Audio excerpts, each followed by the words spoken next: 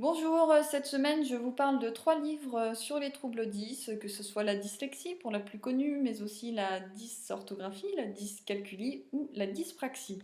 Je commence avec Mieux comprendre la dyslexie et autres troubles de l'apprentissage d'Evelyne Panetier aux éditions d'Angle.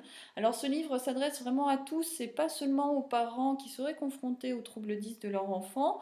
L'auteur neuropédiatre va consacrer quasiment la moitié de son ouvrage à décrypter le fonctionnement du langage et de la lecture à travers les phonèmes, les graphèmes et toutes les ressources que cela demande à l'enfant.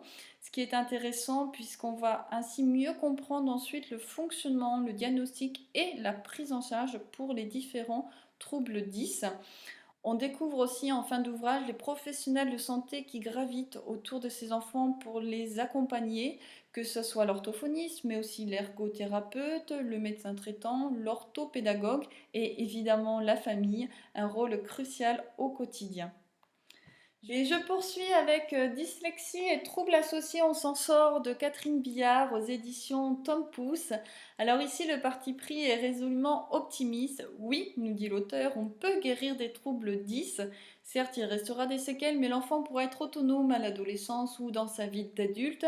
Et pour cela, l'auteur, qui est aussi neuropédiatre, va appuyer ses propos grâce à des études de cas d'enfants qui ont été diagnostiqués entre le CP et le CE2. On va avoir des copies de leur écriture pour le lecteur néophyte avec une application évidemment très pédagogique.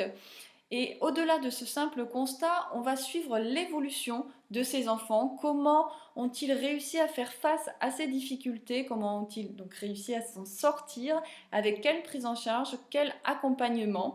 On va aussi aborder la dyscalculie, la dyspraxie, la dysorthographie, toujours avec des copies de leur écriture, de leurs opérations, leurs schémas posés. Et c'est vraiment dans un but d'accompagner les parents avec un message très positif. Et je finis avec Amélie de Nathalie Mossman aux éditions Les Plumes de l'Argilette. Alors cette maison d'édition est spécialisée pour tous les enfants, les ados ou les adultes qui ont un trouble 10. La police est spécifiquement adaptée et agrandie pour faciliter leur lecture. Et pour en parler, j'ai invité Malena, bientôt 13 ans. Alors Malena, qu'as-tu pensé de ce livre?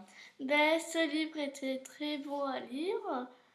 Oui, est-ce que tu as accroché à l'histoire d'Amélie? Oui, j'ai bien accroché l'histoire d'Amélie. Et est-ce que ce livre est plus facile à lire que d'autres livres ordinaires? Oui, il est plus facile à lire. Est-ce que tu sais pourquoi il est plus facile à lire? Parce qu'il y a l'écriture qui est un peu plus grosse que d'habitude. Très bien. Alors je te remercie Malena et on vous dit J'en ai. à bientôt! À bientôt!